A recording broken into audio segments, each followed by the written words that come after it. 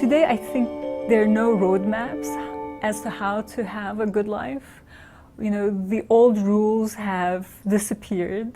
And I was thinking about this the other day, that, you know, when I grew up, there was kind of like a roadmap, a simple roadmap, that if you went to school, perhaps if you did your master's, and then you got a good job, you got married, you had kids, you did your work. And that was the definition of a good life. And today I think that things have changed so fast that we don't have that roadmap anymore. One of the things that I ask people to do is deconstruct their life so that they can see what's their life made up of. So deconstructing your life holistically, I suggest that you could do it against emotion, intellect, physical, and spirit of your life.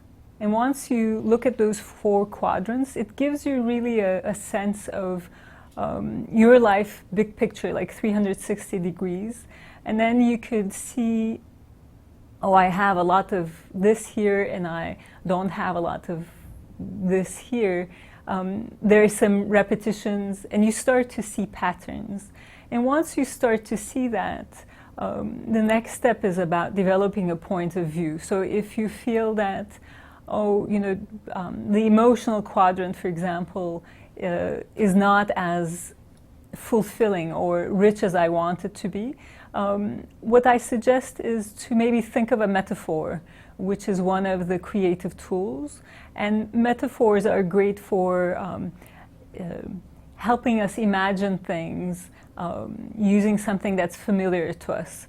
So maybe if you feel that you don't have a lot of love in your life, maybe think of a metaphor that is that's full of love, and then using that as a hook, imagine how you can bring more love into that.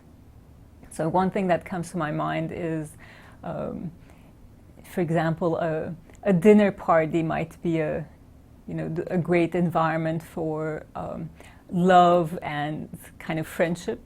And then you could think about, well, what's in a dinner party? Like, who's bringing the food and how do we share it? And people bring gifts, and so could we use some of that to think, well, more sharing and more giving could be a way to bring more love into my life.